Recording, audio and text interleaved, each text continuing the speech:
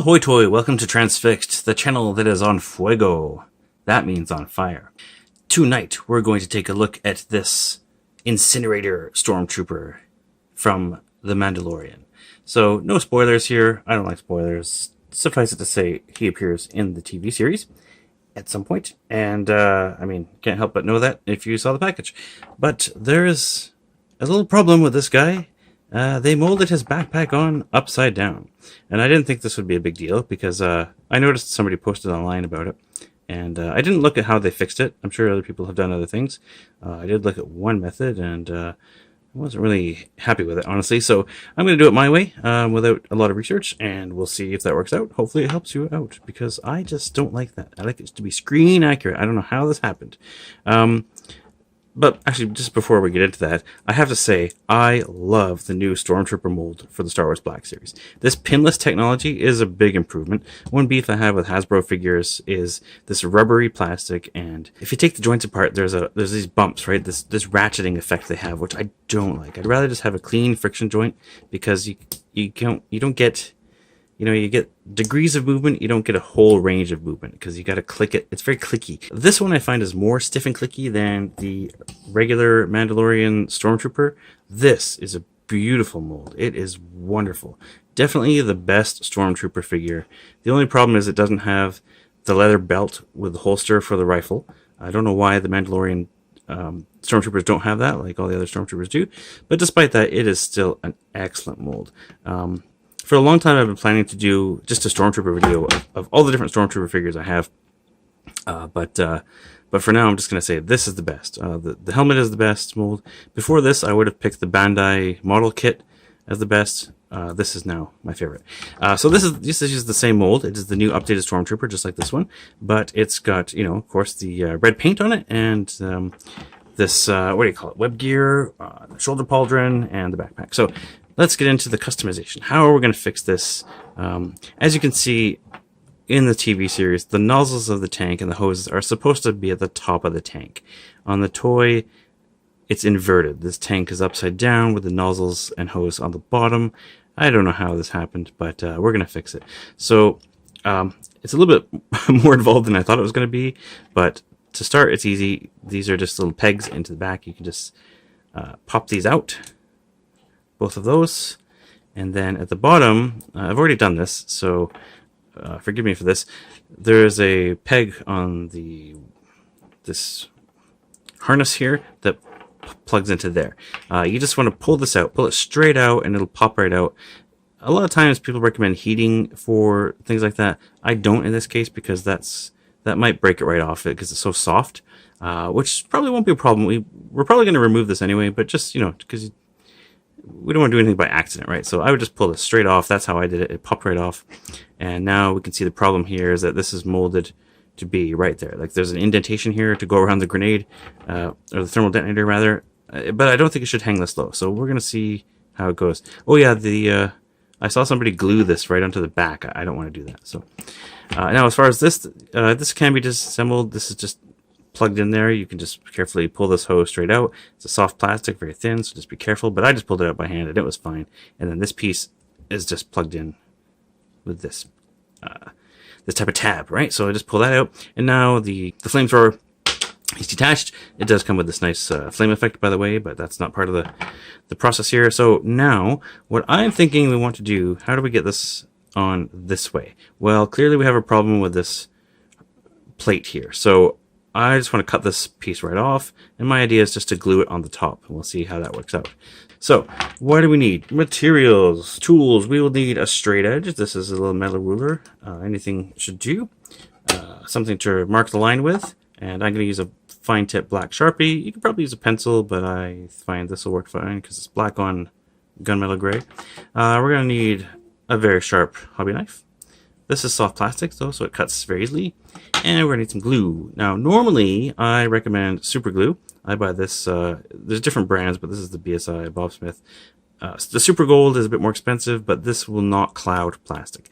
Usually that's only a concern with transparent plastic, but we want to be careful with this stuff. But I think actually we might be able to get away with just a model glue here. This is the Tamiya cement. This might be good enough for this soft plastic. As I said, we want to mark our cut, right? So we're just going to put this here. I think I'm going to cut it off right here, kind of in the middle of the curve.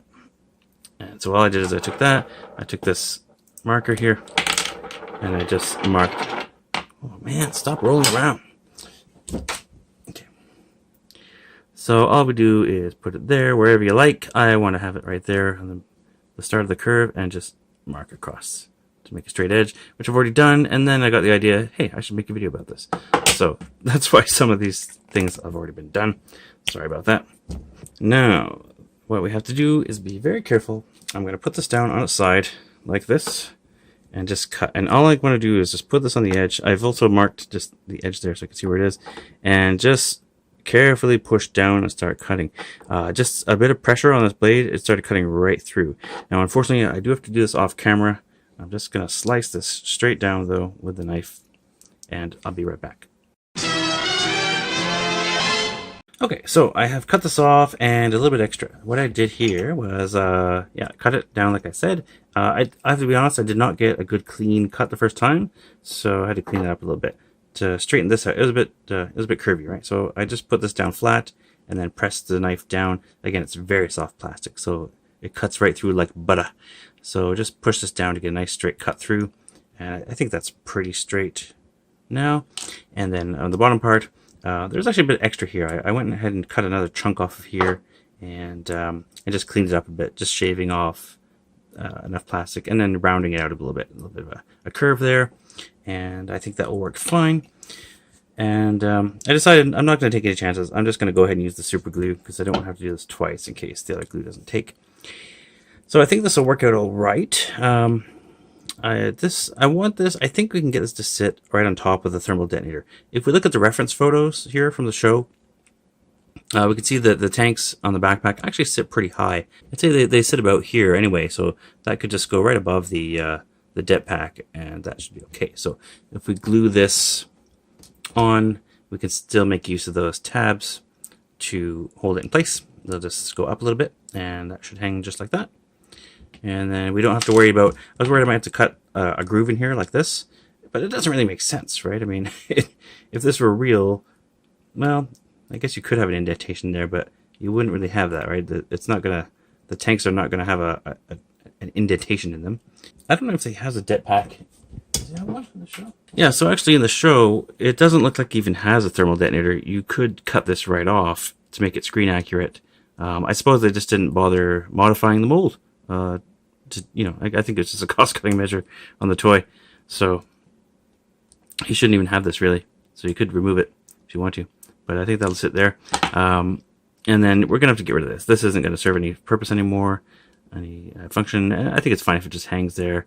I suppose, you know what, we could probably put a dab of glue there. I don't think there's any way to, to get this to be removable. It could either hang this way, just loose, or we could glue the belt onto the pack, and I might do that. I don't want to glue it right directly to the figure, but I'm okay gluing it to the strap. So let's just remove that.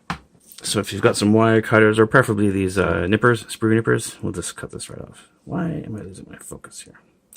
So we're just going to carefully slice this right off. For some reason I cringed when I did that. And then if you want to clean that up, we could just shave this down a little bit. Alright, so the next step would be to glue these together. I'm going to just, again, I'm sorry I can't do things on camera, but there's just a lot of gear in front of my face here, and I can't, it's just not practical to do that. I'm going to screw it up. So I'm just going to glue the edge of that onto here. Alright, so there we are. I just took the piece with the holes in it here and laid a bead of super glue along the edge. Held it up against the backpack on just a little bit of an angle so that it can hang down nicely. And it seemed to set up in place there. I did hit it with a spray of accelerant just to speed it along. What's it accelerate? You. And then later on did an extra bead of glue along the top here. And you can see it's a bit shiny, so I'm just going to use a bit of sandpaper.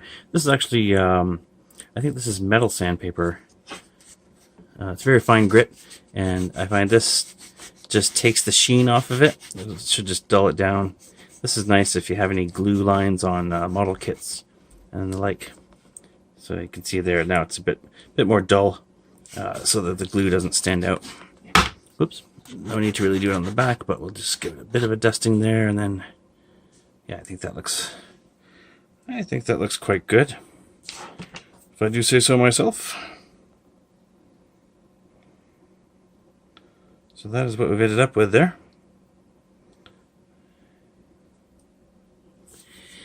And now all we gotta do is put it back on. You can see I just I cleaned up that just a touch. So all we gotta do is peg this back on. And it should hang nicely. That's just where I wanted it. I'm pretty happy with that. So this actually lays flat against the back armor plate, and it'll sit just above the thermal detonator, especially if we kind of crunch them forward just a touch. It could hang down, doesn't really matter. In the show you can see it's a bit loose anyway, but I think that's going to sit just fine. This works out just nicely. And then, of course, actually, let's take it off and we'll reassemble it. So now all I have to do is plug this back in, and this should be facing, let's see. Oh, there's a bit of a D shape here. So this goes this way. Of course, it goes that way because then we have the little plug here for the hose, and that will just plug right back in there. Sorry, I'm losing focus here. Let's get that back in focus. There we go. So that's what it's supposed to look like. Yeah, so we'll peg it back in place. 1 and 2, and that's okay. The hoses are up here. That's how it is in the show. That will just come down under his arm. We'll get the flamethrower into his hand here. And there we go.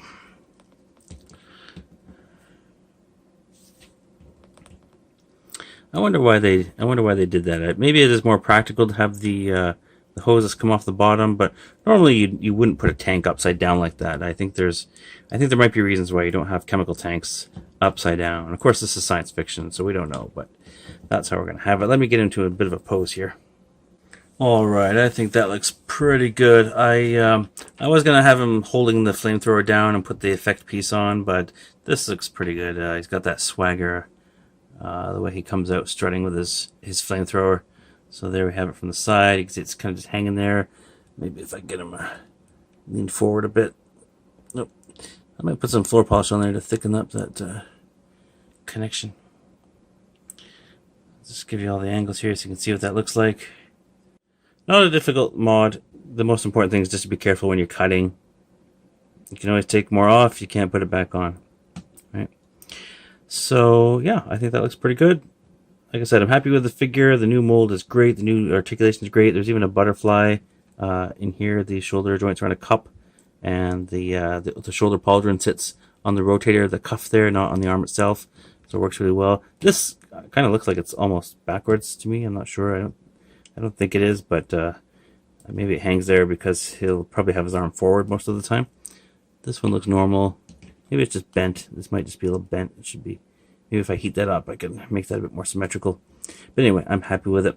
If you do want to attach this, there's some grooves in here to accommodate these double pilot lights that it has here. So you want to make sure you get it the right way around. Look for the grooves on the bottom, and then you can kind of press it down. These will bend down a little bit, and then you plug it onto the front of the flamethrower, and that's what that looks like. And he actually can hold that pretty well if you get him in a good pose. I do wish Hasbro included stands with these. Yeah, it's really weird. I don't know why the figure ended up with an upside down tank like that. I understand during production things change. You know, they usually have to get these designs to Hasbro early so that they can have toys on the shelf. You know, they need a bit of lead time so they can get stuff on the market, so that's not trailing too far behind the show. But I do expect the things to be accurate as possible. I don't know why that would have changed. So, and I know people like to apologize for Hasbro, but they are a big company, they're big boys, and I don't think there's anything wrong with customers demanding the best product that we can get, especially considering the prices keep going up, up, up. This is $30 Canadian, which is what's it, 25 US now. It used to be 20, I think. I'm pretty sure those prices have gone up recently, so yeah, why not? We're the customers, we're paying for it. Should be as good as possible. So we shouldn't have to fix those things, but we do. That's what this channel's about.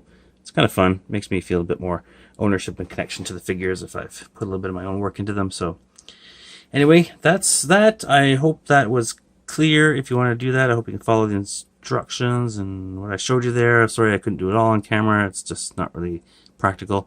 But I do hope it was helpful. And so that is our Incinerator Stormtrooper transfixed. Thanks a lot for watching. Don't forget to subscribe. Good night.